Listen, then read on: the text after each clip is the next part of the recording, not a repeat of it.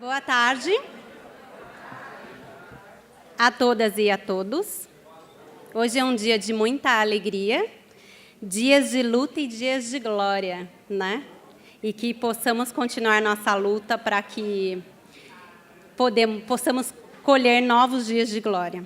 Então, eu vou chamar aqui para compor a nossa mesa Hermes, que é psicólogo, educador físico e doutor em ciência do esporte. Entre 1989 e 1999, atuou como preparador físico da Seleção Brasileira de Basquete Feminino, psicólogo da Confederação Brasileira de Voleibol para Seleções Femininas, docente na Universidade Metodista de Piracicaba e autor do livro Inteligências Múltiplas.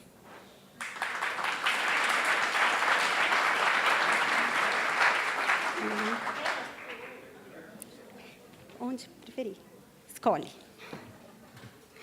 Agora eu chamo o Chiro, psicólogo e mestre em Psicologia do Esporte pela Universidade Autônoma de Barcelona.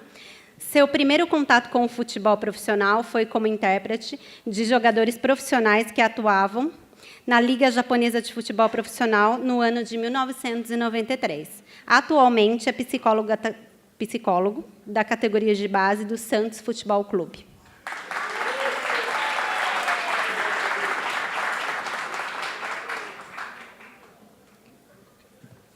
Onde preferir. E agora chamo a nossa querida Viviane, assistente social, pós-graduada em Políticas e Práticas de Promoção Social pela FAPES de São Paulo, possui experiência na área esportiva, tendo atuado em clubes como o Guarani Futebol Clube e a Associação Atlética Ponte Preta. Atualmente desenvolve seu trabalho com as categorias de base do São Paulo Futebol Clube.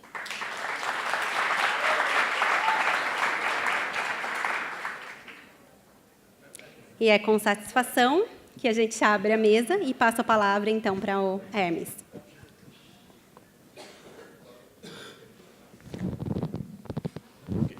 Bom, boa tarde a todos. É um prazer estar aqui, a convite do SESC, né, nesse evento. Então, grato às pessoas que estão organizando também. É sempre um prazer trabalhar para o SESC, né? A gente percebe muito bem o compromisso que existe em fazer as coisas de uma forma adequada, as coisas bem feitas, então se torna aí um exemplo para a gente poder seguir também. Não é? Então eu vim falar para vocês um pouquinho aqui, dentro da temática aberta aí do encontro, né? Que é aqui a importância do trabalho desenvolvido junto às famílias das crianças e adolescentes na formação esportiva. Então eu escolhi um tema que para mim é importante, né? E que eu senti que eu podia contribuir com a formação de vocês, com algumas informações no caminho para um conhecimento, que é a ideia de equipe e família, percepções da formação esportiva a partir da visão sistêmica, tá bem? Que é uma orientação que eu sigo hoje, dentro dos meus trabalhos na psicologia esportiva, ou também dentro dos atendimentos em consultório. Então, vamos lá. Eu não estou enxergando para quem que eu vou acenar, para quando tiver que mudar um slide. Estou cego aqui. Não, eu prefiro ficar aqui, daí eu fico mais à vontade. Obrigado. Esse aqui vai... Posso testar? Vocês não vão se decepcionar comigo se eu errar aqui no começo? Então, vamos lá. Tcharam. Opa, agora foi. Então, legal, vamos lá. A gente vai pensar nessa ideia de visão sistêmica, não é? Pensando no jovem que vai para a formação esportiva dentro de uma equipe, não é? Que compõe lá uma ideia de jogo coletivo, tá, ok? Então, a gente vai sair dessa visão inicialmente aqui que pertence a uma concepção newtoniana, cartesiana, dos sistemas fechados e pensamento linear, né? Que tomaria o sujeito como um indivíduo dentro do grupo e teria uma visão mais comportamental, não é? O que reduziria, talvez, as chances de enxergar esse sujeito se relacionando num grupo. Tá bem? E a gente vai partir para uma visão que envolve... Espera aí, deixa eu me adequar aqui ao equipamento. A ideia de sistema, onde membros se relacionam e, assim, as pessoas também se expressam, não é? De acordo com as suas possibilidades dentro desse grupo. Então, nessa ideia, os sistemas interagem com o ambiente em seus mais diversos níveis, não é? e a gente inaugura aqui uma vista diferente, que seria uma vista com esse tal pensamento sistêmico. Então, nessa visão, um sistema significa um grupo de pessoas ou coisas que permanecem conectados ou vinculados em função de uma razão ou interesse comum. Então, isso aqui é muito importante para a gente. As pessoas se reúnem lá, dentro desse lugar de formação esportiva, para fazer algo específico, que é, por exemplo, jogar futebol. Elas não se reúnem lá, por exemplo, para fazer leituras, né, daquele livrinho que a gente recebeu lá no primário, né, no meu tempo era primário ainda, e para muitas pessoas aqui tenho certeza que também era, do Caminho Suave. Não é? Elas não vão... Vocês lembram do Caminho Suave? Opa! Aê, muito bom. Temos vários companheiros de jornada aqui, então. Muito bom. Então, olha só, isso é importante. As pessoas se reúnem em função de uma razão ou interesse comum, ou mesmo, né, nós temos lá forças que permeiam as relações dessas pessoas e elas assim se organizam, independente, né, de que elas tenham consciência disso ou não. Nós, aqui, nesse momento, nos reunimos por algo também. Não é? Nós não viemos aqui, por exemplo, para falar sobre receitas de bolo, de chocolate, que é uma coisa muito gostosa e muitas pessoas gostam. Mas nós viemos aqui por uma temática em comum. Não é? Então, nós formamos também aqui um sistema. Nosso sistema funciona em razão disso. Para aproximar, desde já, né, a ideia de como é que a gente lida com a questão de organização em família e organização de um grupo. Não é? O que existe na razão comum de uma família existindo? É a família existindo por conta de fazer fluir o amor. Faz sentido para vocês? Nós estamos aqui, não é? Nós viemos ao mundo, algumas pessoas nos abriram as portas do mundo, em função de um gesto único, de um ato único, que significou um ato de amor. Então, o que faz a família ser consistente é o fluxo do amor. E o que une as pessoas dentro de uma razão comum, nessa tal ideia de se reunir para se formar dentro do futebol, é o jogar futebol. É algo bem diferente. No entanto, também pertence a essa definição aqui de sistema. Não é? Então, o que une a família é o amor. O que une aquelas pessoas dentro daquele grupo fazendo aquela atividade é o jogar futebol. Então, elas vão lá para aquilo, para jogar futebol. Faz sentido para vocês? Sim? Ok. Legal. Então, nós temos ali um desafio pedagógico. E quando a gente fala da pedagogia, nós não estamos falando só do pedagogo do treino, da pessoa que ensina a jogar futebol. Mas estamos falando aqui das pessoas que transmitem valores, das pessoas que comunicam algo e que podem fazer intervenções que significam um conjunto de aprendizados para o sujeito que pertence àquele lugar. Ok? Então, nós temos um sujeito na família, não é? Ele se relacionando com as pessoas da família. E temos também um sujeito dentro lá da equipe, que é ele se relacionando com as pessoas, os membros que pertencem à equipe. E na nossa formação pessoal, nós aprendemos muito sobre grupos de pessoas que se reúnem por algo a partir da nossa família. Então, de acordo com as etapas do nosso crescimento, dos elementos que vão acontecendo na nossa vivência, não é? Nós construímos uma imagem, e aqui eu me permito, eu estou na presença de um psicólogo também, não é? a me lançar para a orientação que eu sigo, tá bem? Nesse instante em que eu vou aprendendo sobre a vida, eu vou criando imagens internas que vão sendo constituídas lá no meu inconsciente, que se representam, olha, tem uma pessoa que me ensina aqui a sobreviver, uma pessoa aqui que me ensina a me alimentar. Então, essa figura é a figura de um comandante, essa figura é a figura de um líder, essa figura é de uma pessoa que me ajuda a sobreviver no mundo. Faz sentido para vocês? Essa pessoa, normalmente, né, ou essas pessoas, são as pessoas que não são mais próximas. Pai, mãe, não é? Na ausência deles, o avô, a avó, o tio, a tia, ou mesmo, talvez, em muitos momentos, os irmãos. Então, quando nós estamos lá na família, aprendendo sobre a vida, e nós vamos para um grupo, né, que seria uma equipe, ou um time, ou uma organização, nós temos ali analogias que vão acontecendo sobre essa pessoa que me ajuda a me organizar naquele ambiente, porque eu ainda não sei sobre ele. Tá bem? E também eu começo a aprender sobre essa pessoa que me ajuda a me organizar aqui no ambiente, eu também posso levar coisas desse lugar para dentro da minha casa. Sim ou não? Não é? Sobre liderança, sobre o grande comandante, sobre as informações que me são passadas. Então, nós começamos aqui a pensar nesse indivíduo que não é mais indivíduo, não é? Nesse sujeito que não é mais sujeito.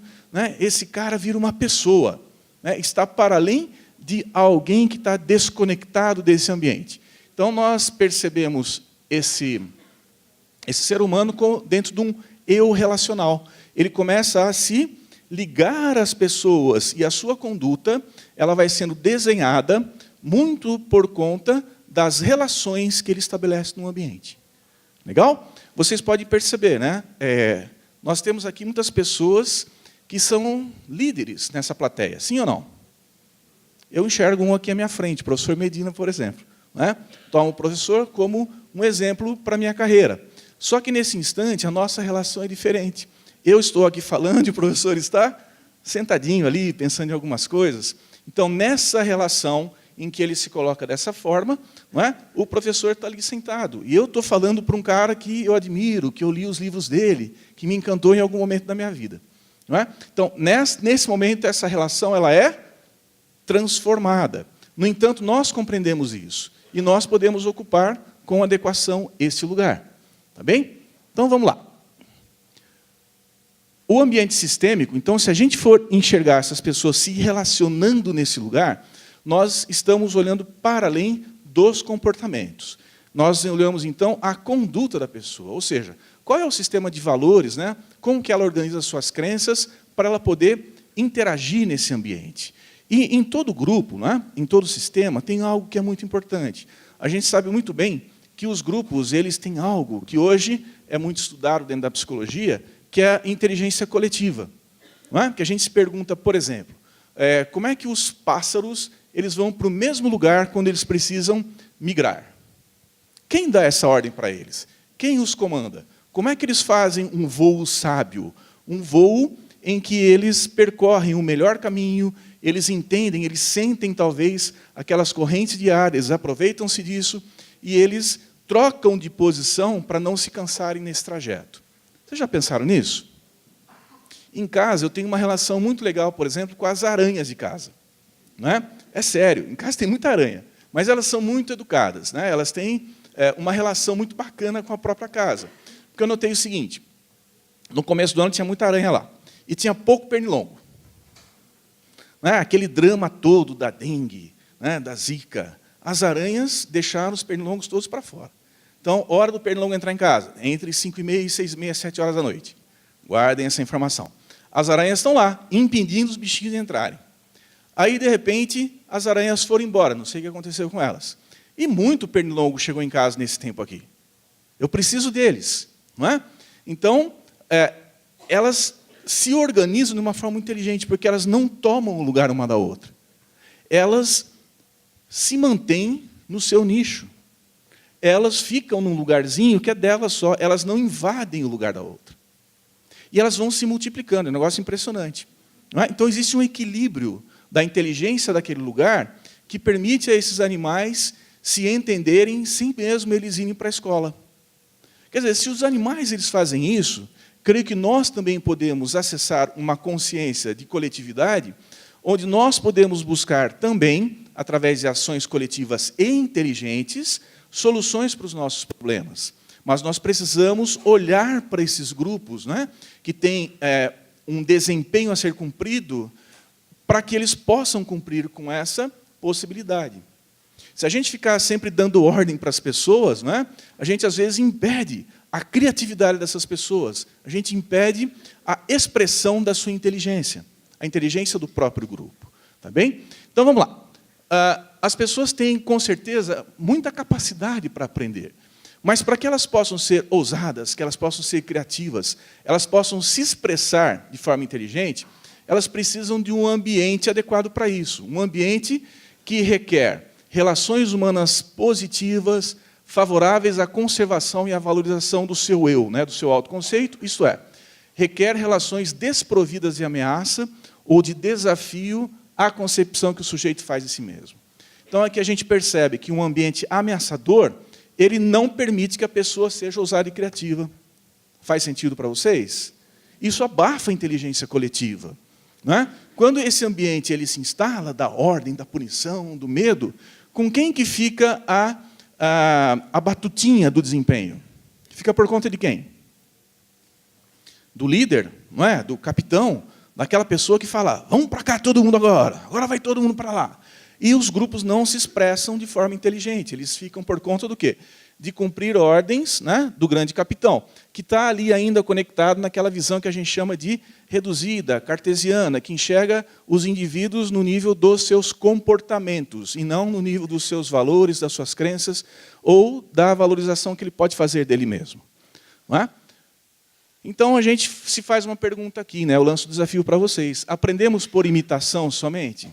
Não é? A gente fica sempre lá copiando os desenhinhos do Caminho Suave, as letrinhas do Caminho Suave, que foi um momento muito bacana da nossa vida, tenho certeza. Não é? Agora, aqui, ó, tem algumas orientações, né? Eu sigo principalmente o Bert Hellinger hoje, que é uma pessoa que estuda grupos faz muito tempo e trabalha terapeuticamente com isso. Não é? Ele diz lá, representamos o que vivenciamos em família. A Dorothy Lonote, que é também uma pessoa que trabalha com aprendizagem, com desenvolvimento infantil, diz, a criança aprende o que ela vivencia. E a Virginia Satir, que era uma pessoa que trabalha com famílias, ela trabalhava com famílias, ela diz o seguinte, o que formos na família, seremos na sociedade. Então, olha só, se a gente pode pensar que as pessoas, a partir da família, elas se expressam em grupos, podemos pensar também que nos grupos podemos fazer intervenções para que elas possam levar essa nova conduta para dentro das suas famílias e provocar transformações adequadas também lá dentro desse ambiente. Não é? Então, nós temos aqui algumas leis que, elas, se usadas pedagogicamente, elas podem ajudar-nos a compreender melhor alguns funcionamentos de grupo. Não é? Tem um pressuposto aqui que diz o seguinte, segundo Bert Hellinger, cada um dos membros de um sistema tem igual direito a ter a sua posição dentro daquele sistema, seja ele familiar, de equipe ou de grupo, ou em uma empresa, que é o direito ao pertencimento. Não é? Então, as pessoas, quando elas fazem parte de um grupo, elas têm direito a estar dentro do grupo e a receber o que o grupo pode dar a ela. E o grupo, ele se forma mediante a presença daqueles membros. Não é? Se uma pessoa é sacada do grupo, o grupo sente. Se uma nova pessoa entra no grupo, o grupo também sente. Faz sentido para vocês? Quer ver no esporte onde isso fica muito marcado? Vocês acompanham bastante o esporte nacional, tenho certeza. Você percebe que um grande momento de tensão antes de uma competição é o momento do corte dos jogadores. Perceberam isso já? Vocês não sabem como é que técnico sofre por conta daquele momento. A gente não tem ideia do que se passa dentro deles. Eu trabalho com alguns lá do voleibol e é uma semana de sofrimento total. Não é? Então, nós nos organizamos para poder entender isso um pouquinho, organizar um ritual também para fazer isso adequadamente, mas os grupos sentem e respondem quando alguém que o grupo gosta muito é sacado do grupo. E pode acontecer, como já percebemos muitas vezes, que algumas pessoas, inconscientemente, elas sabotam o trabalho quando alguém querido do grupo ou alguém que foi sacado injustamente no conceito das pessoas, né, se vai e fica alguém que eles acham que não merecia estar ali. Faz sentido para vocês? Né? Então, isso acontece quando as pessoas, tendo o direito a estar dentro do grupo, elas são sacadas do grupo. Então, existe um desenho sistêmico para reconhecer que aquelas pessoas estavam ali, elas fizeram muito, elas ajudaram também aquelas pessoas que ficaram a ficarem melhores por conta da sua presença, não é? E nós honramos a saída delas também quando elas saem. Não é? Então, as pessoas não são mandadas embora. Não é? O que acontece muito em empresas quando as pessoas são desligadas da empresa, né? São despedidas. Ou, em casa, quando alguém é mandado embora de casa. É difícil ou não? E a gente quer, às vezes, fazer de tudo para trazer a pessoa de volta. E tem muitos movimentos no sistema que tentam compensar essa saída dessa pessoa. Isso aqui nós chamamos de lei do pertencimento, que se dá na medida em que reconhecemos o valor de todos no trabalho. Isso é muito importante, reconhecer que as pessoas têm função, elas estão dentro das suas competências, executando uma função e merecem ser reconhecidas por isso. Então, reconhecer a importância e o merecimento que todos têm é fundamental para que a pessoa se sinta valorizada dentro de um grupo.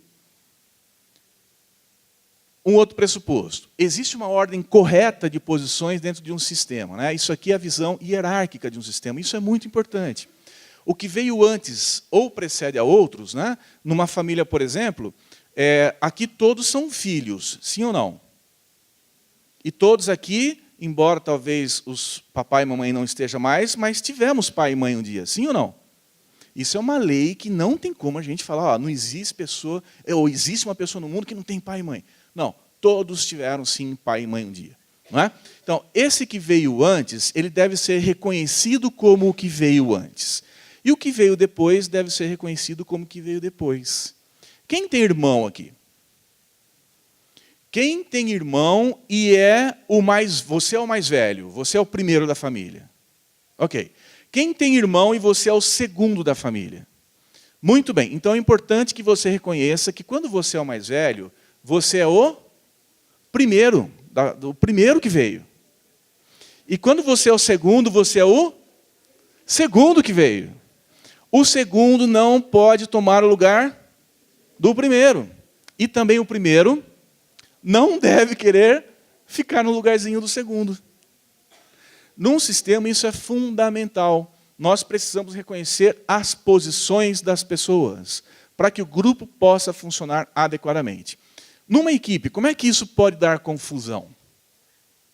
A gente vê, por exemplo, que alguns atletas gostam de derrubar o técnico. Sabe o que é isso? É o filho querendo entrar no lugar de quem? Do pai.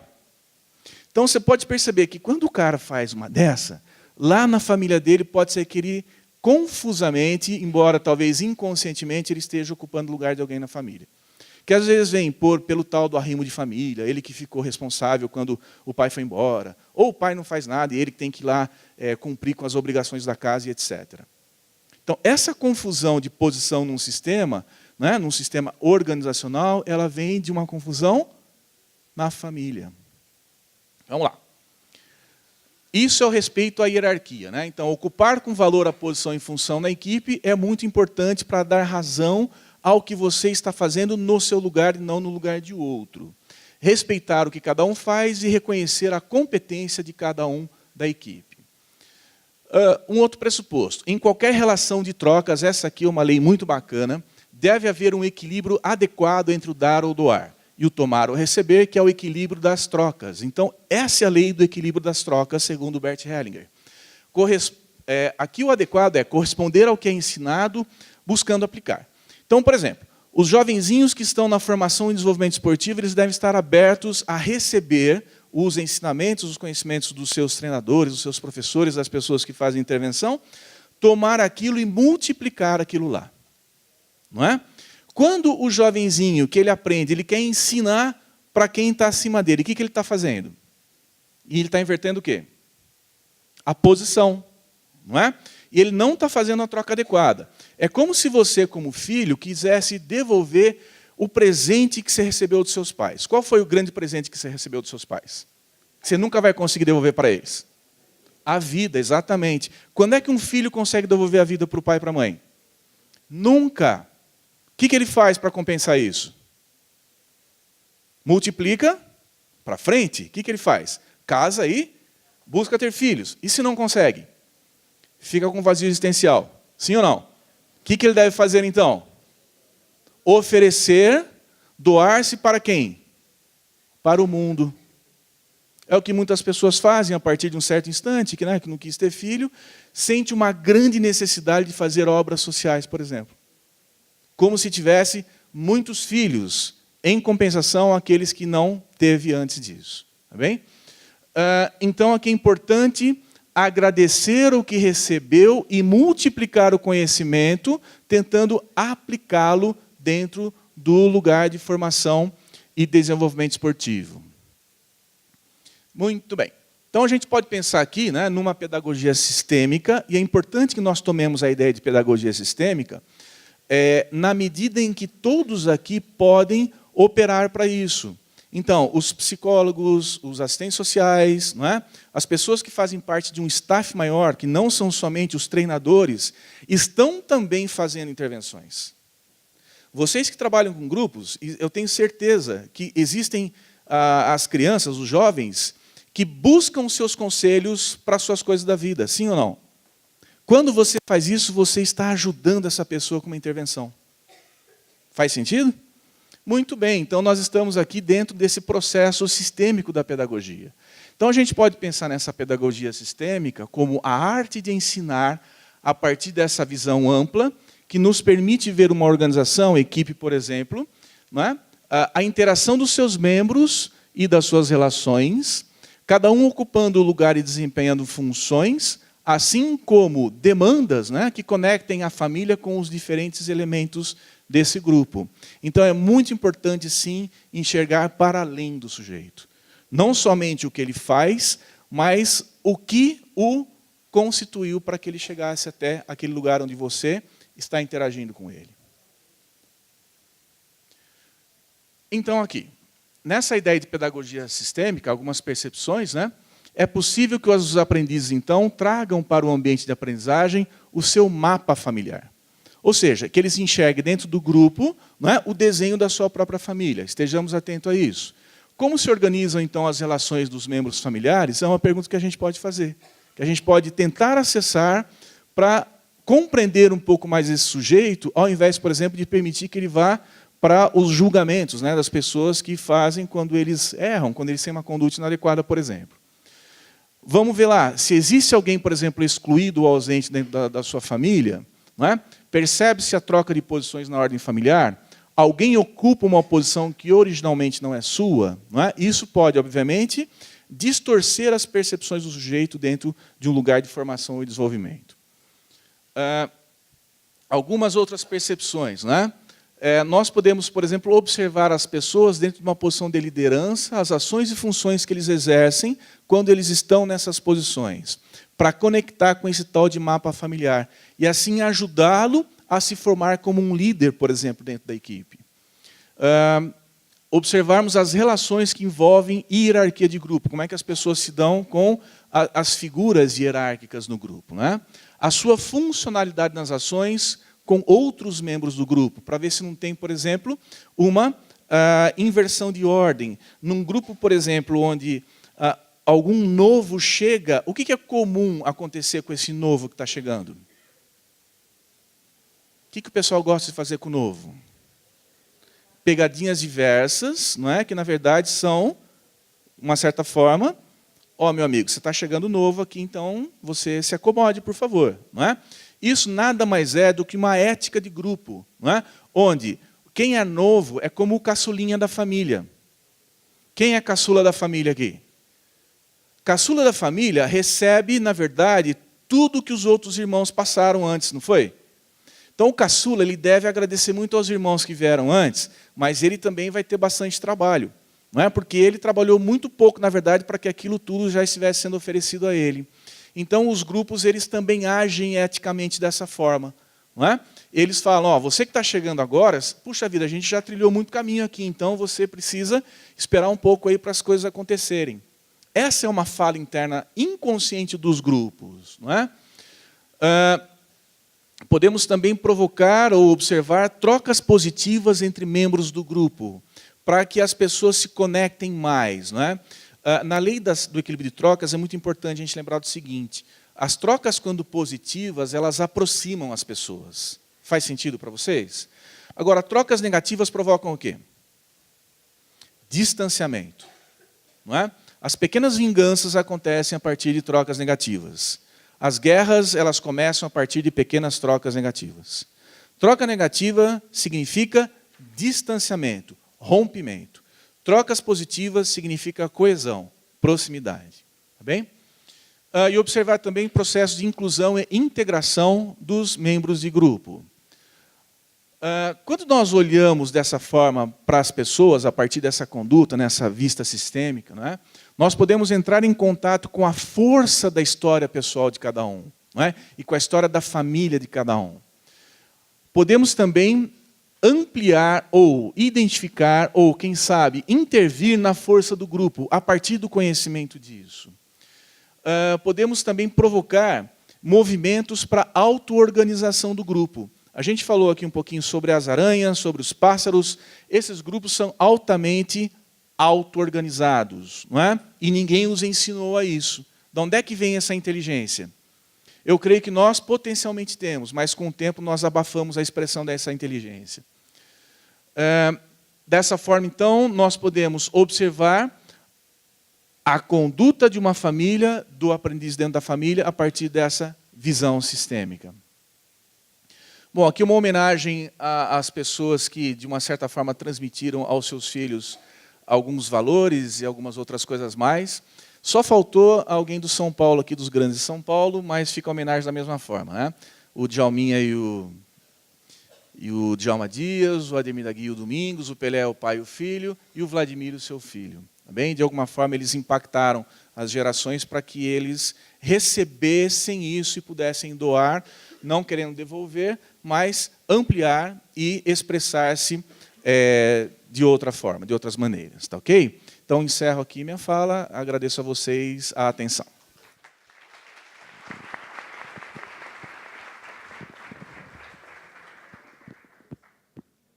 Vou pedir, por gentileza, que vocês já vão pensando nas perguntas e repassando para as pessoas que estão da comissão nos corredores. Ok? Obrigada. E aí eu passo agora a palavra para o Chiro.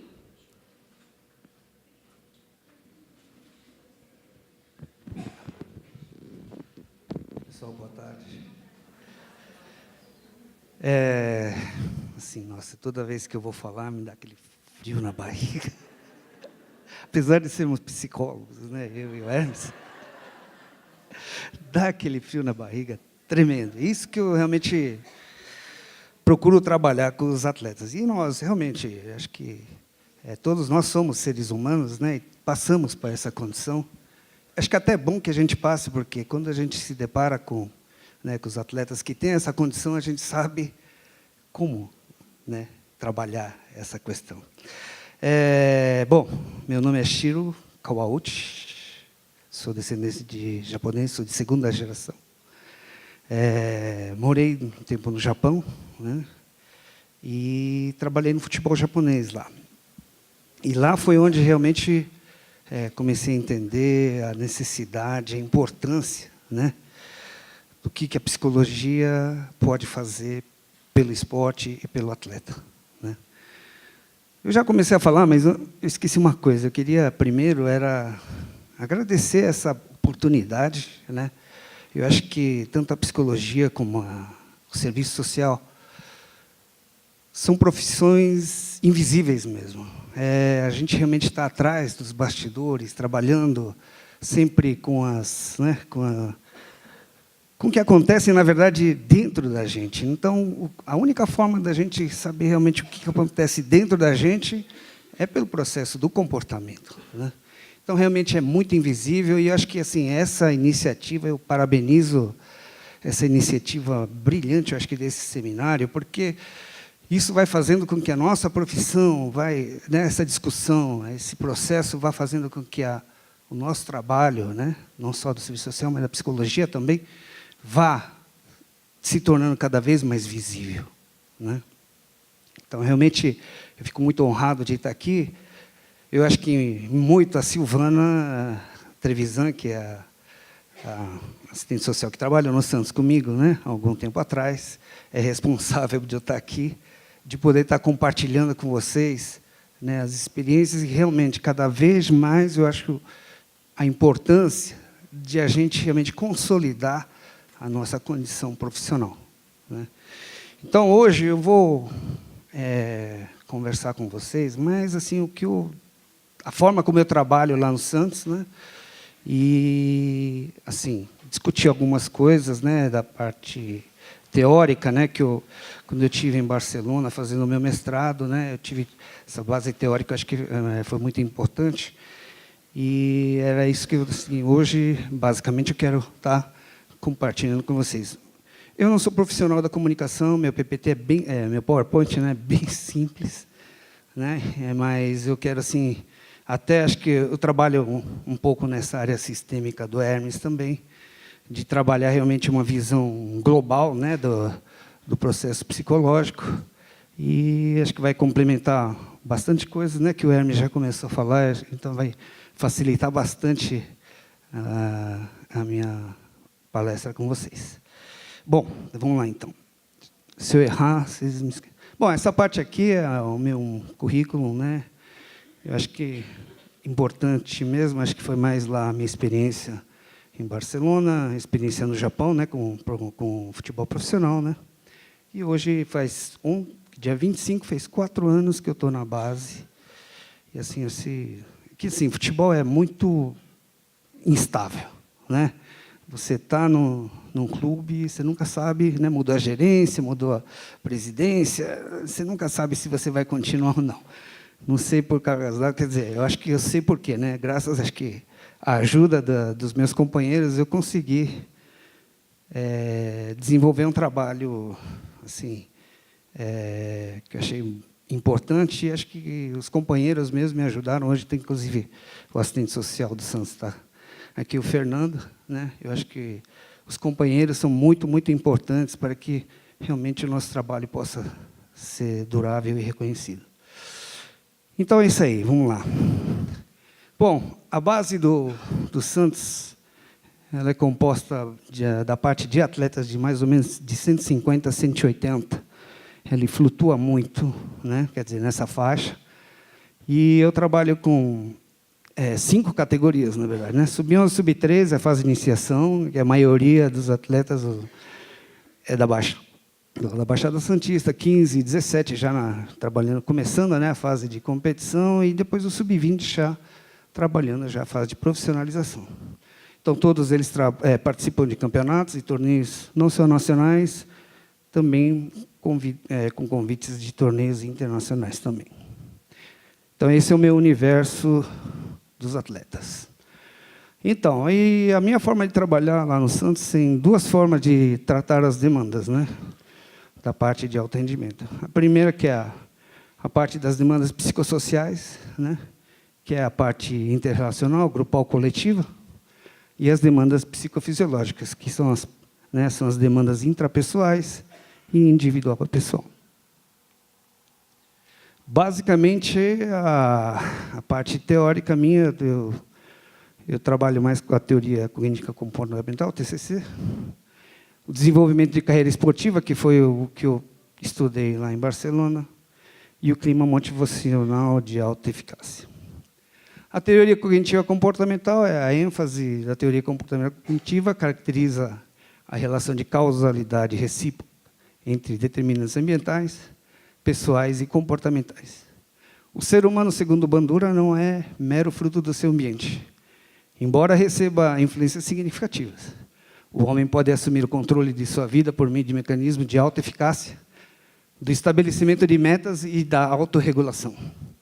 Isso aí, né, acho que o Hermes já colocou, essa parte da inteligência, né, do próprio atleta encontrar recursos, né, para estar buscando, né, as coisas. Resumindo, o princípio básico que fundamenta a teoria é a perspectiva da agência para o autodesenvolvimento, a adaptação e a mudança. Esse aqui é um ator que eu gosto muito de ler, é Bandura, né, e que lá na Espanha ele é muito cultuado. Então, basicamente, na teoria cognitiva comportamental, seguiria esse esquema que até o Hermes já colocou mais ou menos. É a realidade interna da pessoa, que percebe, pensa, sente e faz, e a realidade externa, pessoas e situações. A realidade interna temos como controlar, só que a realidade externa não temos como controlar. Então, pensamentos afetam emoções e comportamentos, pensamentos podem ser monitorados e alterados. Então, mudança de comportamento e mudança de pensamento, essas 2 coisas. A gente pode estar fazendo um autocontrole. Então, e uma outra forma, quer dizer, a forma de uma forma simplificada, vamos dizer, né, de colocar como é que acontece mais ou menos dentro da gente, né, o processo. Primeiro, a percepção, aí dessa percepção vem um pensamento, desse pensamento vem um sentimento, né, que são as emoções básicas, medo, alegria, raiva, tristeza, amor. A partir deste sentimento é que o comportamento, ou ação, ou até a não ação, né, se realiza. E aí isso daqui vai se repetindo, né? Quer dizer, todos nós aqui estamos passando por esse processo. A gente está percebendo, eu aqui, por exemplo, estou percebendo vocês, essa percepção de vocês me traz um pensamento, falo, ai, que frio na barriga. Né? Quer dizer, não, antes do pensamento, quer dizer, eu penso vocês, falo, aí agora, o que eu vou falar? Aí depois eu sinto o frio na barriga, né? Que é o medo, né? Aí, a partir desse comportamento, né, vocês estão vendo que eu estou todo agitado, né, é o comportamento. Isso pode causar, né, esse comportamento em relação às emoções que estão ali. Você pode ficar paralisado, que é a não ação, como também você pode estar mais agitado, como eu estou aqui agora, né? Então, dependendo. E isso aqui vai estar. A gente vai estar milhares de vezes durante o dia fazendo esse processo, né? Então, as minhas intervenções, normalmente, eu uso, quer dizer, na minha cabeça, eu uso essa condição. Quando eu faço a escuta do atleta ou de qualquer pessoa que seja, a gente vai ver primeiro se não é um problema de percepção, né? Se a pessoa não está percebendo a realidade de forma alterada. Depois, ver o pensamento, né, que essa percepção traz, qual que é a crença, né? As coisas que o atleta acredita, ou até o fetiche, né, aí entra a questão de personalidade, vai gerar esse pensamento. A partir desse pensamento, é a emoção que esse pensamento vai trazer. Então, até chegar no comportamento, nós passamos por esse processo. E a minha intervenção, normalmente, eu procuro analisar, né, onde é que está, geralmente, a situação que está gerando um processo de angústia ou qualquer outro processo que esteja trazendo algum transtorno. Esse aqui é eu praticamente copiei, eu só adaptei algumas coisas, mas é a Suzy Fleury, né? Foi uma palestra da Suzy Fleury que eu vi, eu achei muito interessante para poder, de uma forma simplificada e rápida, poder estar dando uma visão, né, do que seria a psicologia. E aí, eu vou mostrar essa tabela que eu acho que é muito importante e vai fazer algum sentido, que é uma condição sistêmica também, né, que é a carreira, é o modelo de carreira esportiva. Aqui acho que vai dar para a gente perceber o tema hoje importante nosso, que é da interdisciplinaridade, né? Então, nós temos aqui 5 linhas. A primeira linha é uma linha do tempo, né? É uma linha do tempo que começa aqui aos 9, 8, 9 anos, vai até 35, 40 anos, que é mais ou menos o tempo que dura uma carreira de um esportista. A segunda linha é o desenvolvimento da carreira esportiva, ou seja, tem a fase de iniciação até 13 anos, aí dos 13 até os 18, 19, a parte de desenvolvimento, né? Aí, a partir de 18, 19 anos, entra o processo de maturidade. Aí, a partir dos 30, né? Depois dos 30, já começa o processo da aposentadoria. Alguns atletas aqui vão para mais, outros para menos, né? Na segunda linha, nós temos o desenvolvimento individual, como tem a fase da infância, puberdade, adolescência, juventude e idade adulta. Na quarta linha, a evolução psicossocial, né? Aqui, o autor, que é William e o Lavalle, estão querendo mostrar que tem a fase da parte relacional do atleta, né? Então, até os 13 anos, né, o atleta sofre mais influência dos pais, dos irmãos e dos amigos. A partir dos 13 anos, quando ele entra já na fase sai da iniciação, entra na fase de desenvolvimento, quem começa a fazer uma influência mais forte são os amigos, depois o treinador e, por último, os pais. Ou seja, aqui estava em primeiro, os pais que estavam em primeiro, aqui passa a estar em terceiro. Ou seja, cada vez mais os amigos vão se aproximando e os pais vão se distanciando. A partir dos 20 anos, muda, né? Sai os amigos, sai os pais e entra a figura do cônjuge, da esposa, da namorada. Então, a influência maior, né, do atleta mas a esposa... Bom, o treinador vai estar sempre, né, presente. E aqui na fase, já a partir dos 26, 27 anos, quando o atleta constitui a família, é a família que vai fazer a influência. Principalmente aqui no Brasil, que a família tem um papel muito importante, né? Na Espanha, quando eu estava lá, eu li um artigo em que falava qual a diferença, né? Porque aqui em outros países, o mais importante, né? Se perguntar o que é mais importante na tua vida, no Brasil vai falar família, mas em outros países vão falar o trabalho, né?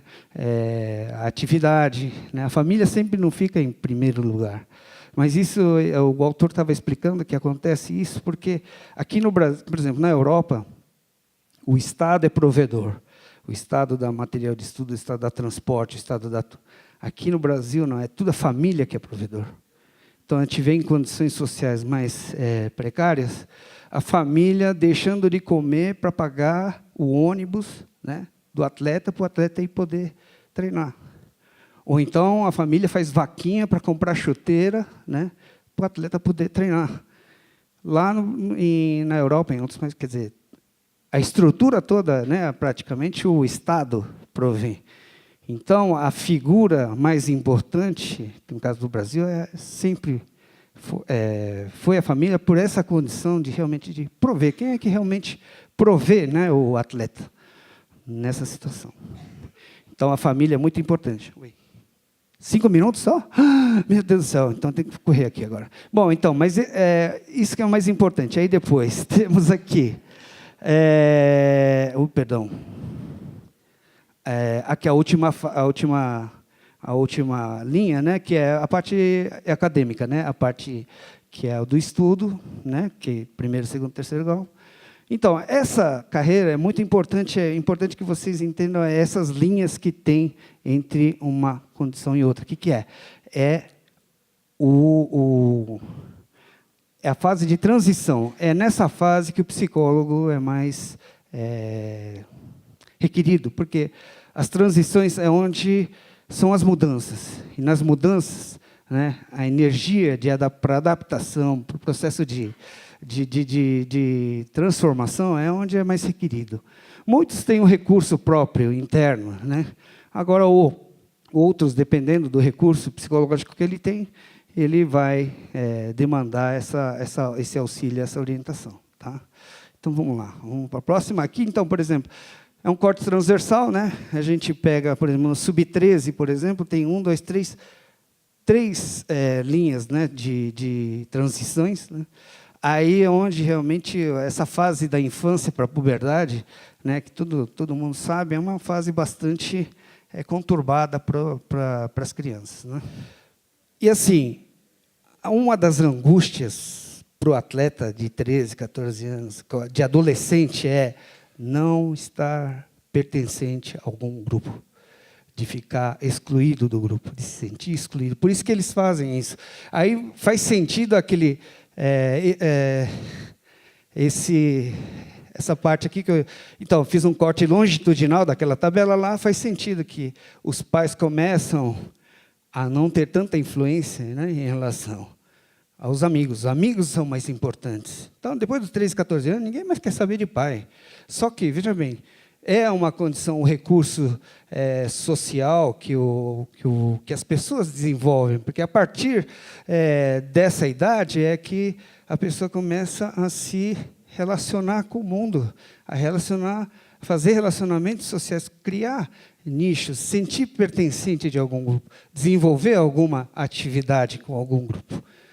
Então, aí, os amigos passam a ser mais importantes, os treinadores menos, aí os pais. Aí, então, o que acontece? Até essa idade de 13 anos, os pais são muito importantes. Então, na cabeça da criança, a fantasia que ela tem do pai é que o pai é o melhor pai do mundo, né? Tudo que ele falar é importante, né? Então, isso vai trazer um monte de consequências, porque não adianta aqui trabalhar só com o atleta. Porque o atleta está totalmente ainda, até os 13 anos de idade, a gente tem que trabalhar com os pais também. Então, a parte psicológica não é só do atleta. mas sim também a dos pais, porque as crianças estão imitando o referencial do pai. As crianças estão tendo o padrão dos pais, né, para o comportamento que elas têm. Então, muito dos comportamentos que acontecem, né, nessa faixa etária é devido a parte relacional com os pais.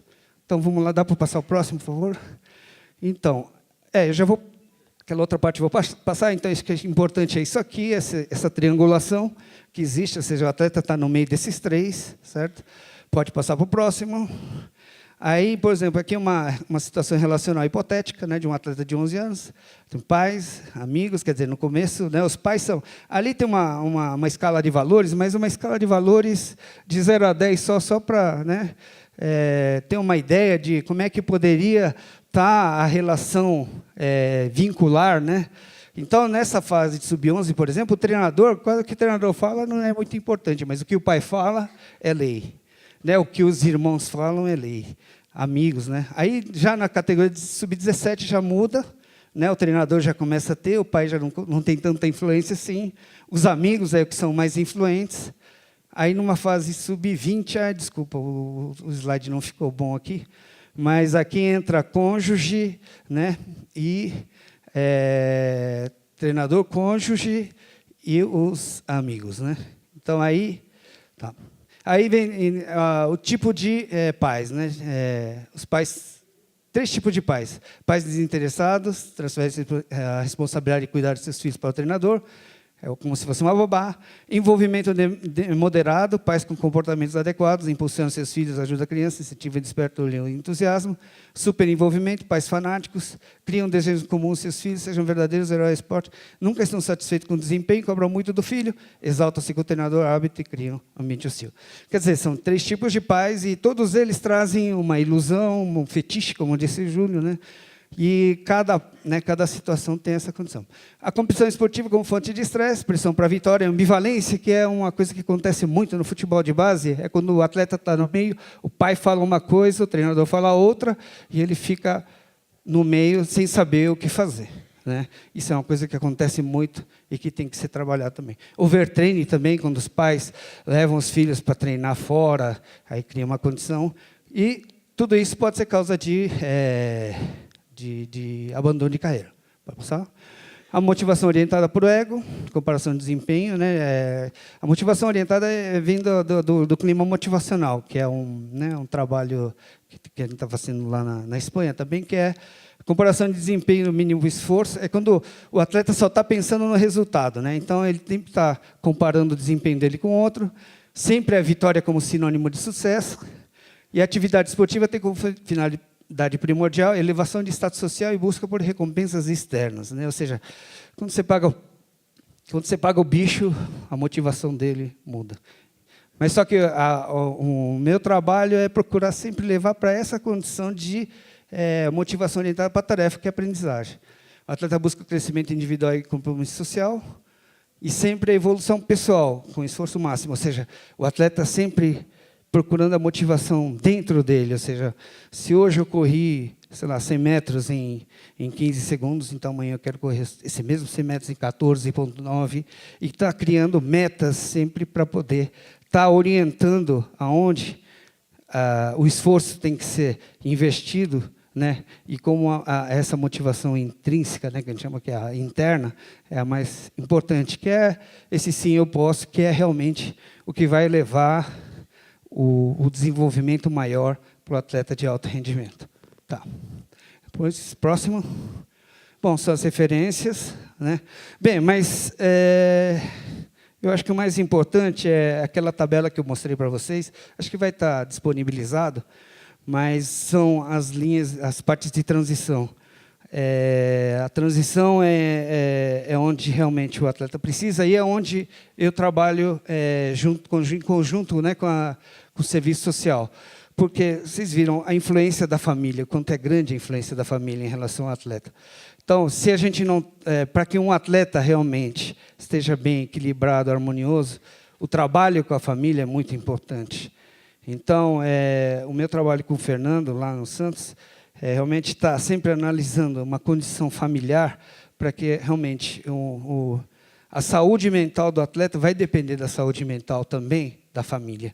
Se a gente não tratar da saúde mental da família, dificilmente o atleta vai conseguir uma condição de rendimento, ou mesmo, né, fazer o trabalho de formação, de trabalhar toda essa parte do desenvolvimento, né, em todos os sentidos. Desculpa, acho que já estourou, né? Estou estourado. Desculpa, obrigado. Desculpa pela atrapalhar.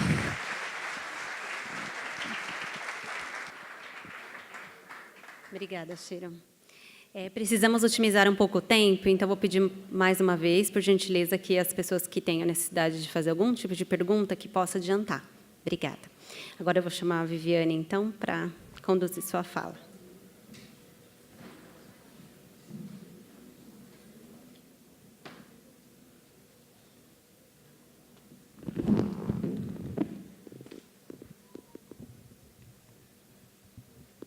Boa tarde. Estou muito feliz, né, como a Thaís falou, desse momento que é marcante, é muito especial para a gente que está no futebol, nós assistentes sociais, né, estamos nos sentindo acolhidas, né, pelo SESC, pelo CBCIS, por todos vocês que estão participando aqui. Eu agradeço também por toda a organização, né, que o SESC e o CBCIS fizeram junto conosco, de nos ouvir, né, e nos dar voz, né. Isso está sendo muito bom. Eu não vou ficar muito falando demais, porque a gente tem pouco tempo, né, e já estamos em cima do horário da programação. Mas, assim, eu vou tentar trazer um pouquinho do clube, dos clubes, das histórias dos clubes, daquilo que eu vivenciei, que eu tenho por experiência, para que vocês tentem entender de uma forma bem dinâmica, de uma forma bem lúdica também, com histórias e tudo, para vocês entenderem como que é a cultura do futebol, né? Quem está de fora, até os pais, eles não entendem, cabe a nós, assistentes sociais, passarmos essa cultura de como que funcionam os processos, cada fase do desenvolvimento relacionado às categorias que os filhos estão ali se desenvolvendo, né? Eu vou entrar aqui. Eu gostaria de colocar algumas situações aí de valores familiares, né? Na família, ocorre uma reprodução dos valores de proteção à vida, como liberdade, orientação, educação, alimento, amor, proteção, perdão, compreensão e acolhimento.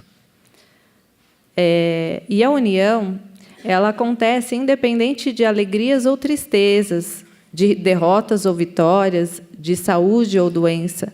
Pelo contrário, né? Quando as coisas vão mal, parece que as famílias se unem mais para poder se fortalecer e dar força para quem está mal. As escolhas que fazemos na vida, elas estão vinculadas aos valores que recebemos e à história na qual participamos, que está sendo construída no núcleo familiar. Enfim, todos nós consideramos a nossa família eterna, né? Para continuar, eu vou trazer uma história. A história de João, ela foi escrita por mim, com toda a experiência que eu tenho nos clubes, né? Nos 3 clubes que eu trabalhei. E ela é escrita por fatos reais, mas não é a história de um ser único, mas de vários seres dentro de uma só história, né? E são esses enfrentamentos dessa história que a gente tem no nosso dia a dia. Essa história, eu pedi para que minha filha, que está aqui presente, queria até que ela se colocasse de pé, a Samara, que ela desenha muito bem. A gente está falando de família, então tem que incluir a família. Ela desenha muito bem. Eu pedi para que não ficasse tão assim pesado. Eu falei, vamos fazer uma coisa legal, já que a gente está falando de criança e adolescente. Vamos fazer uma história em quadrinhos e aí a gente vai contando a história do João, tá? Então, nesse primeiro bloco, nós temos aqui a família recebendo o nascimento de João, né? Essa família ela está numa comunidade do Rio Pequeno, na zona oeste de São Paulo. João é fictício, o local é fictício, tá, gente? Mas é só para vocês se situarem. E mesmo com tantas dificuldades financeiras, a família ela recebe João com muita alegria, né? E o pai conta que João nasceu com a bola no pé, né? Quem já ouviu essa história aqui nos clubes? É muito familiar. E aí, na sua infância, ali no segundo quadrinho, deixa eu ver, aqui, ó. No segundo quadrinho, mostra que o pai de João costumava levar ele durante o período da infância no campinho de terra da comunidade para brincar de bola, sempre incentivando, né? O futebol ele é um esporte popular porque não precisa ter tantas coisas, tanto investimento para poder jogar bola. Você joga bola de diversas formas, né? Qualquer coisa vira bola. Então ele levava lá o João para jogar no campinho de terra. Agora aqui. Aí o que aconteceu, né? Quando o João tinha 10 anos, um professor de um projeto chamado Pé de Ouro, ele foi no campinho para ver como que estavam os meninos, se tinha algum talento, tal, né? E aí viu o João e se interessou por ele, né? E chamou o pai de João e falou: João, chamou o pai dele e falou assim: pai, eu quero levar o teu filho para fazer parte desse projeto, porque eu estou vendo que ele tem talento e ele tem grandes chances de virar um grande jogador profissional de futebol, né? Isso é o que a gente ouve sempre, né, meninas ou meninos? Então, ele deu uma bolsa para o João e ali João foi e logo entrou nos campeonatos desse projeto, né? Ele disse que o pai ficaria rico com o João também. E aí o pai falou: nossa, será possível, né, que isso vai acontecer? E ele acreditou e foi. E aí, nos campeonatos, João ele já se destaca aqui como artilheiro, né? Ele já chama atenção. E aí, alguns captadores de talento que estão dentro dos clubes que ficam nesses projetos, né? Eles visitam esses projetos e campeonatos desses projetos. Eles vão, aqui estão os 3, e observam João e vê que ele tem potencial, né? E aí entra em contato com o pai, e o pai fica: nossa, será que vai acontecer mesmo que meu filho vai se destacar? E aí o pai, com tantos captadores, né, indo atrás dele, o pai resolve fechar com o Brasil Futebol Clube. Eu coloquei Brasil porque é uma história de todas, e eu sei que todas vão se encontrar nessa história, né? E, aliás, eu me sinto representada aqui por todas as assistentes sociais dos clubes, que elas são maravilhosas, e eu gostaria de representá-las também. Então, e aí ele assina, né? E o pai vê a possibilidade de realmente que está chegando perto dele ficar rico. Assina o contrato de formação, tá, gente? Não contrato profissional. E aí, com 14 anos, né, o João vai e aloja no Brasil Futebol Clube. E aí, logo, João se destaca nos jogos e campeonatos, né, e vai ficando cada vez mais conhecido aqui nesse quadro, né? E aí começam o quê? O assédio dos empresários em cima de João. Junto com o assédio dos empresários, o clube oferece o contrato com 16 anos. Oferece o primeiro contrato profissional para o pai de João. Só que o pai de João não tem muita escolaridade e ele resolve aceitar alguma proposta de um empresário para poder mediar essa transação. Vocês estão entendendo a história? Então, né? E aí o pai de João aceita assinar com o empresário, né, e assina com o clube. E aí, aqui, o clube Brasil Futebol Clube oferece a formação esportiva, né? E aí ele fala, né, da saúde, da educação, só que ele enfatiza muito mais a parte de formação esportiva. Então, aí começam-se outros tipos de assédio. Outros clubes vêm e, além do empresário, dos clubes, os clubes vêm, fazem outras propostas. Aqui tem 3 bandeirinhas aqui que ela fez.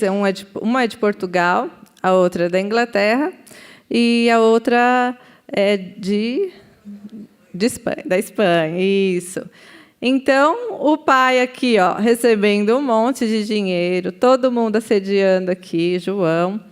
E aí o pai já acumulou aqui, com a assinatura do empresário, 8.000, mais um carro que ele recebeu, mais a assinatura com o clube. E aí ele está ainda tentando mandar o filho para esses e vendo que esses têm outras propostas, né? Deixa eu ver aqui. Aqui embaixo conta um pouquinho da história. Eu estou tentando resumir para aproveitar o tempo. Aí o pai assinou com o Brasil Futebol Clube, com o empresário, resolveu, porque ele levou a situação para o clube, e o Brasil Futebol Clube deu um valor de R$20.000 para o pai de João, para segurar o atleta, mais ajuda de custo aumentada para R$1.500 mensais. Então, o pai de João está com os 8.000, mais o carro, mais os 20.000, mais os 1.500. Isso é muito rápido, tá, gente? Que acontece. E aí, o que o pai de João, com pouca instrução, faz? Ele abre uma conta, tem vários cartões de crédito e vai pegando e vai vendo tanto dinheiro entrando com facilidade. Aí ele resolve reformar a casa, comprar celular, resolve comprar calçados e roupas novas, mais um carro, e vai comprando, né? Só que aí o que acontece? Inevitavelmente, João sofre uma lesão no joelho. E aí João é afastado durante 1 ano para recuperação. São 6 a 8 meses de recuperação, depois tem a fase de transição para o campo, e ele fica 1 ano longe do gramado. O pai fica triste, mas ele não sabia o que esperava por ele, né? Aí, depois de 1 ano, João volta para o gramado. João está lá na reserva, porque ele conseguiu ganhar 10 quilos na recuperação. E aí ele não tem a mesma velocidade no campo, agilidade, para jogar bola. E aqui está ele, triste, na reserva. Ele conseguia ser convocado para os jogos, mas ele não saía do banco. E aí é triste, porque aí chegou o período de renovação de contrato dele. E aí o clube, ele não valoriza muito o atleta que não está no campo, né? E acabou não renovando o contrato. João, ele sai do Brasil Futebol Clube com um pai cheio de dívidas, né, dos cartões e dos gastos, frustrado, preocupado, e toda essa carga sempre foi passada para o João, essa responsabilidade de ter que sustentar a família, né, de ter o cuidado já da família de forma precoce. E aí João pensa que eu vou tentar em outros clubes, eu tenho certeza que eu vou conseguir. Aí conta um pouquinho aí já do que eu falei, né, do banco, levando tudo aquilo que eles tinham conquistado de forma tão rápida. E aqui são as contas. E aqui é que o pai fica angustiado e dá bronca no filho, porque o filho não conseguiu sair do 9º ano na escola.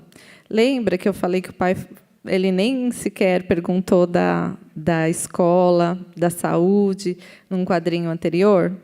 Então, o clube ele não estava tão bem preparado para estar cuidando disso, mas ele estava focado no campo. E aí o pai, que recebeu o João, tem um filho que só sabe jogar futebol com uma lesão, que ocorreu, mas que está curada, mas com 10 quilos a mais, no 9º ano, porque ele não conseguiu passar de ano, e com um monte de dívidas. E aí o João, atualmente, coloquei assim, né? Ele tentou em outros clubes, mas ele não teve sorte, até ficou em um, em outro, mas não recebia, né? Clubes que não têm muita expressão. E aí ele hoje ganha dinheiro nos campeonatos de várzea, né? Amador, e aí ele ganha um troco aqui, um troco ali, né? Essa é a história que a gente encontra no futebol. Nos 3 clubes que eu trabalhei, eu vi isso, que hoje eu trabalho também, eu vejo e vi isso acontecendo. E outros casos mais que não vai caber o tempo falar. Né? Falar da prática do serviço social no futebol é muito complexo e muito amplo. Não dá para a gente colocar aqui. Né? A gente poderia inserir a educação, poderia inserir a parte de moradia, a parte de segurança, porque a gente cuida de tudo. Né? A gente tem essas atribuições, mas como a pedido foi falar da família, então eu estou focando na família. E aí a gente faz um levantamento, né? Na prática, a gente faz um estudo social disso, dessa realidade. Então, nós temos aqui a dependência financeira da família, com o filho dos 14 até os 18 anos, a responsabilidade desse adolescente no sustento da família, a cobrança do rendimento em campo, não só do clube, mas do empresário, que é o agente, o pai, né? E nessa fase de adolescência. Nós temos uma relação de trabalho, que ela não é declarada, mas é declarada como aprendizagem, mas a gente percebe que é uma relação de trabalho, de hierarquia. Temos uma formação interrompida por uma lesão, né? Então, a gente vê muitos casos de lesão. O departamento médico dos clubes, os 3 que eu trabalhei, sempre tiveram cheio de atletas com lesão. Isso significa que... E aí, quando a gente pergunta no departamento médico, mas por que tanta lesão? O que acontece? É estresse, estresse muscular, estresse... Puxa, então, a gente vê que o ambiente é insalubre, né? Que ele é prejudicial. Por que é prejudicial? O que poderia ser feito para melhorar as condições? A falta de compromisso do clube com o ensino e desenvolvimento físico, psíquico e moral de João. João era valorizado quando ele fazia gols, porém, quando ele fez a cirurgia, ninguém se lembrou mais dele, e na hora de renovação de contrato, tchau, e o que aconteceu com o João? A responsabilidade social do clube não existiu. Né? Nós temos um desenvolvimento distante do ambiente familiar. Eu não citei aqui, mas o Brasil Futebol Clube ficava em Tocantins. Então, era impossível essa família ter essa convivência com o filho, já que eles eram de uma comunidade que tinha algumas dificuldades econômicas e eles não podiam se deslocar sempre para ver o filho, nem trazer o filho para vê-los. Então, viam esporadicamente. Então, o desenvolvimento é distante. A terceirização do cuidado e proteção. A família passa. Isso é o que a gente vê nos clubes? A terceirização, porque a família ela transfere para o clube todo o cuidado que ela também deveria ter, inclusive na questão das regras, na questão de organizar e dar o norte para a vida do adolescente. A gente sabe que, na primeira infância, são passados os valores, são nos trazidos dos nossos familiares, nos ensinados os limites de algumas coisas. E, na adolescência, isso não está pronto, né? Eles estão em desenvolvimento, e isso precisa ser concluído, né? Aí, nós temos aí o nosso compromisso ético, né? Que tem algumas leis que estão citadas. Quem quiser registrar com foto, eu vou falar rapidamente, porque ela já fez o sinalzinho aqui. Mas eu vou falar que a nossa lei brasileira, ela é toda criada para proteção familiar, né? Partindo da Constituição. Eu volto a falar de lei, né? Porque a gente trabalha em defesa dos direitos, então não tem como fugir, né? Também trabalhamos aí no apoio psicológico, é muito prazeroso, né? Na questão da interdisciplinariedade e na troca mesmo. Então, mas a nossa lei, ela foi construída para proteção, a moral ética da nossa lei, ela é construída para a proteção da família. Nós temos o Estatuto da Criança e do Adolescente, que cuida da infância e da adolescência. Nós temos a CLT, que cuida, o Estatuto cuida e protege a criança e o adolescente. Aí a CLT protege o adulto na fase do desenvolvimento para o trabalho, porque esse adulto precisa proteger quem? A sua família. E aí nós temos o Estatuto do Idoso, que também é voltada para a proteção do idoso, aonde? Dentro da estrutura familiar. Será que essa estrutura não é importante e indispensável para o desenvolvimento humano? Né? Então, dentro dessa lógica, a gente segue o nosso trabalho. E aí eu coloco aqui algumas reflexões, poucas, né? Que a gente faz durante o nosso dia a dia, porque a gente trabalha a gente parte da singularidade, que é o atendimento direto com o usuário, e a gente tem que ver o que isso se reflete na pluralidade, né? No todo, na totalidade do processo, né? Quando a gente atende vários casos que demandam uma única situação, a gente entende que isso está afetando o todo. Então, a gente tem que ter esse olhar e observar para poder intervir nas nossas ações. Então, as reflexões são as seguintes. Que reprodução de valores estão sendo transferidos dos pais para João? Que reprodução? Nós vemos os pais... como que eu posso dizer, para não ser tão pesada assim a palavra? Nós vemos os pais explorando, não seria explorando, seria talvez explorando o filho, né? E a sua imagem, o seu talento, ou o seu trabalho, a sua dedicação, para ter um sustento familiar. Né? Então, tem valores sendo transferidos aí, de forma precoce. Aí, nós perguntamos, será que João foi e estava preparado para tudo isso? Será que, na sua infância, alguém direcionou para que ele alojasse, para que ele se preparasse? Nós vemos vários adolescentes chegando nos alojamentos sem estar preparados, chorando durante 3 meses, com saudade da família. E ele precisa ficar porque o pai não vai, fica. É a sua, né, oportunidade. Aí, num aspecto mais amplo, eu questiono: qual a moral da vida humana conforme o exemplo de João e qual a moral diante da legislação de proteção à vida, à criança, ao adolescente e à vida adulta e à velhice. Nós não temos uma contradição de valores? O que nós estamos construindo no nosso dia a dia com esses pais?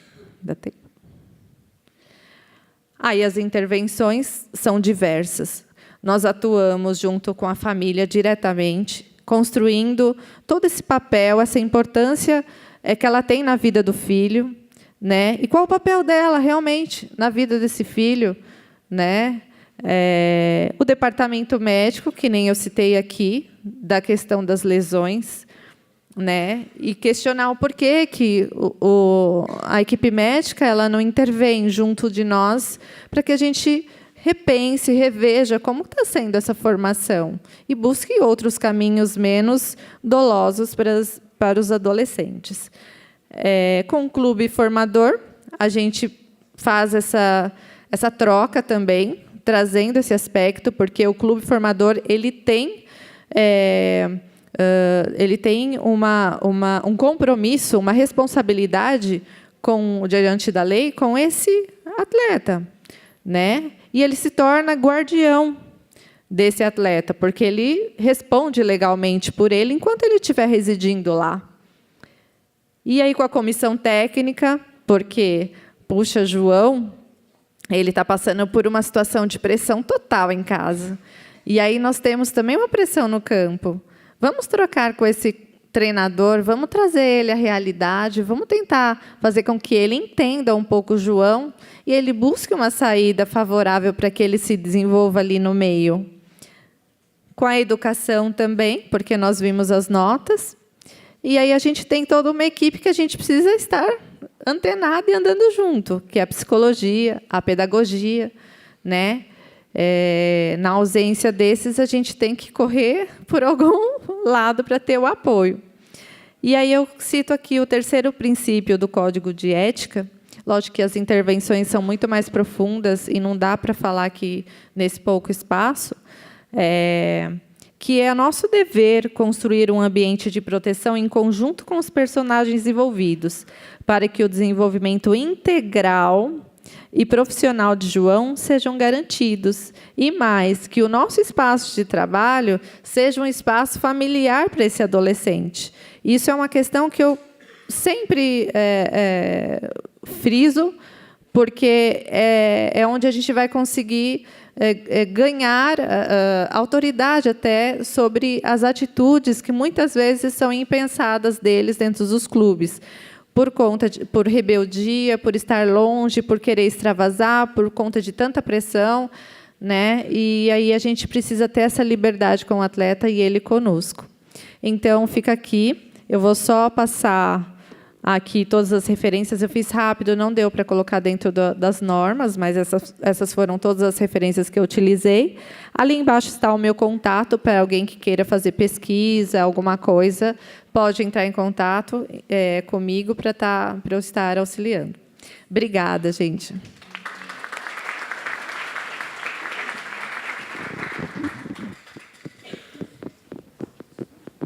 As perguntas estão sendo recolhidas.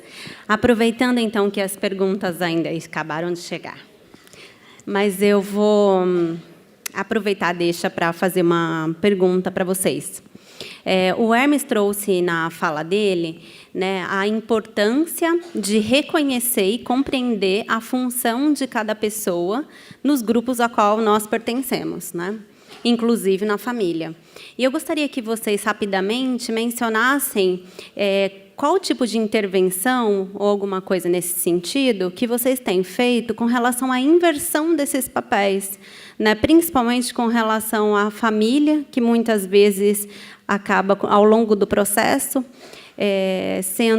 repassando essa responsabilidade financeira, né, para os adolescentes. Bom, vamos lá. O tipo de intervenção é bem terapêutica, né? Isso se dá num ambiente adequado. É óbvio que é uma questão que envolve um pacto entre o profissional que está ministrando a intervenção, como a outra pessoa que está colocando a questão, não se faz publicamente, não é? É importante, a gente tem os mecanismos para detectar essa inversão de posições, mas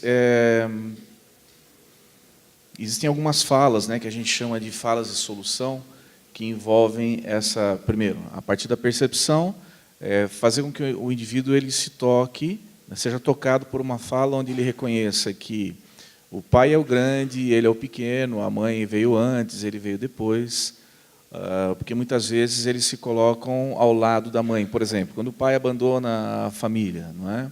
E aí o rapaz vai jogar futebol, como, por exemplo, a Viviane deve ter já detectado isso várias vezes, e o sujeito lá vira o arrimo da família. Então, ele paga as contas da casa com o que ele ganha, muitas vezes ele já envia o dinheiro que ele recebe para a família, mas ele também passa a cuidar dos irmãos, e ele passa a se tornar responsável por isso, e ele se coloca nessa posição, não é?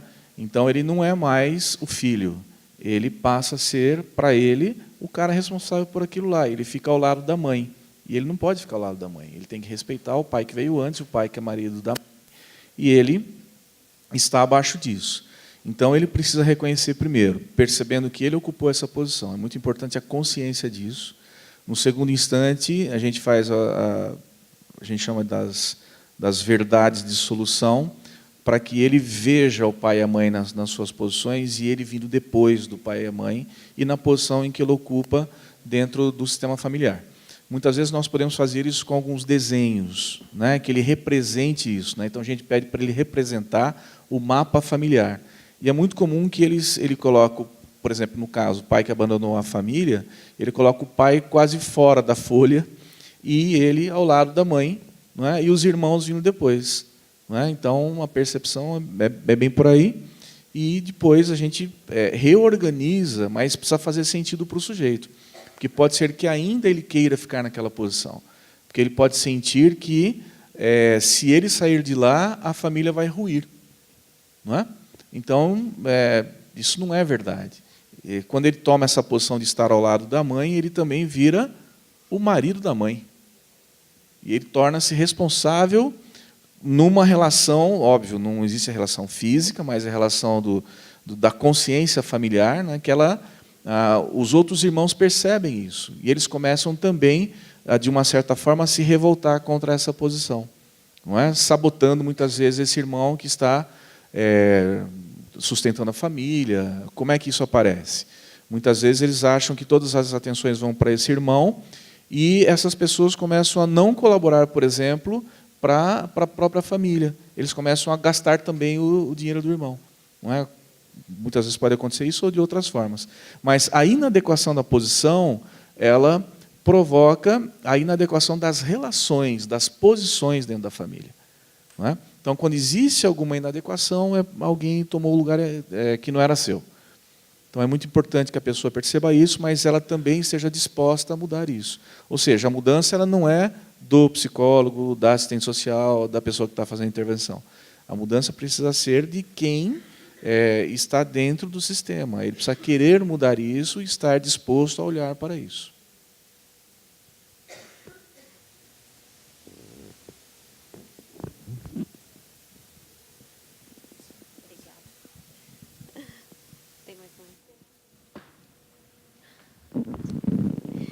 Vamos lá.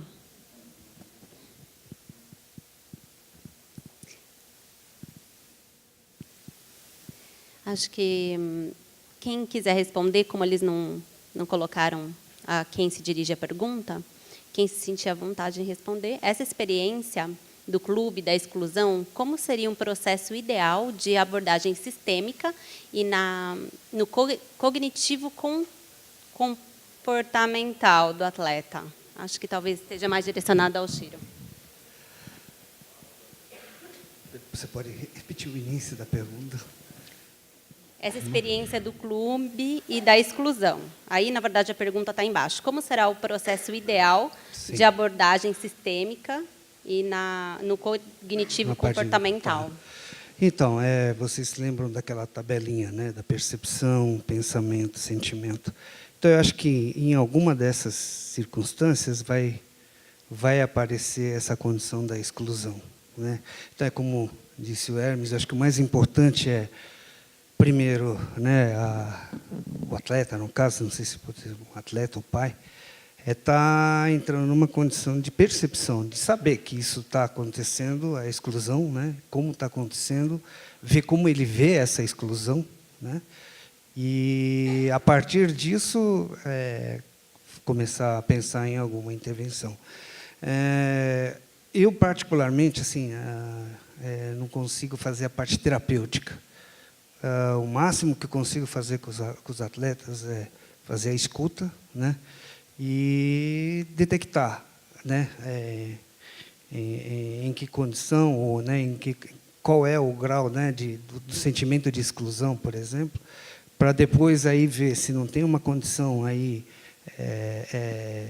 até familiar, né, no caso, se for, de repente, um processo já que vem da família. Então, aí você tem que trabalhar com a família. Aí é onde entra o pessoal do serviço social. Espera aí, como é que é esse núcleo familiar? Como é que funciona a psicodinâmica familiar?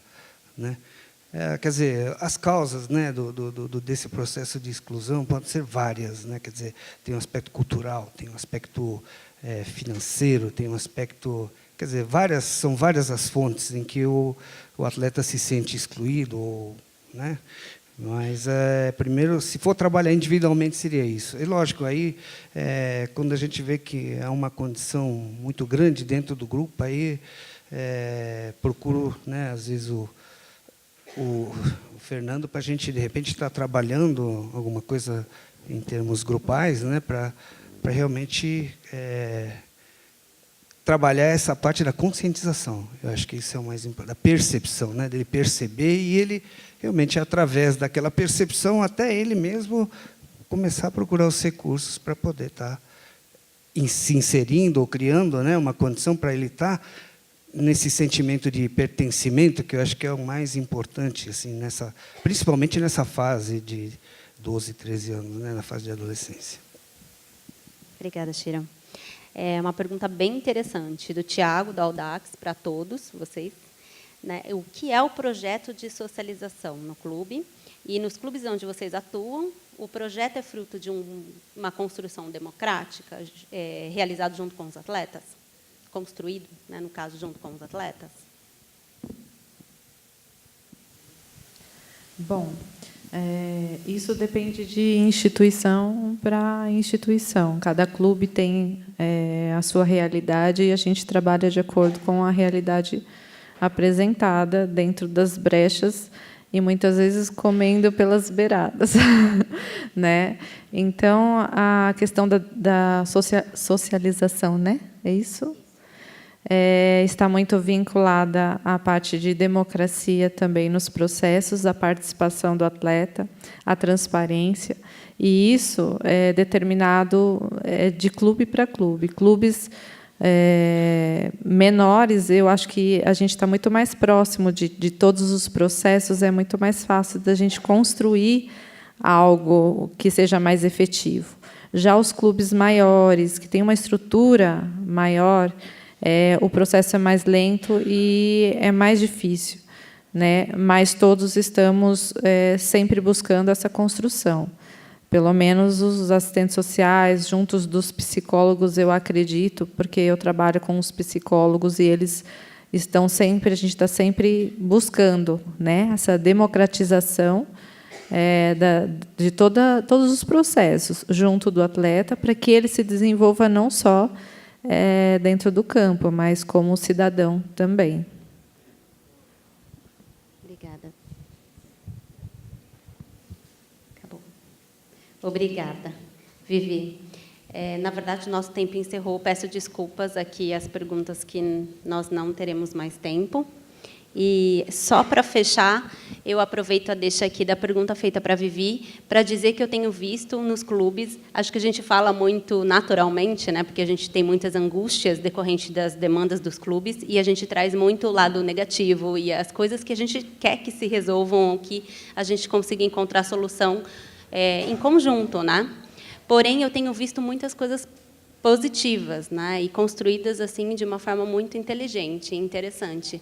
Inclusive, com relação à democracia e construção coletiva, tenho visto nos clubes o envolvimento dos atletas nos processos de criação de regras, de tudo que é feito para eles, envolverem eles, seja nas atividades culturais, nas atividades socioeducativas, na regulamentação do alojamento. Então, ao invés de vir um regulamento onde diz o que ele pode fazer ou não, é dado um espaço, né, permitido que eles construam o que eles acham que é interessante, claro, com responsabilidade. E acho que isso também, além de promover, né, essa inteligência coletiva de construção, também promove autonomia. Então, eu fecho a mesa, agradeço, né, todos vocês, que foram explanações muito interessantes, e é isso. Obrigada.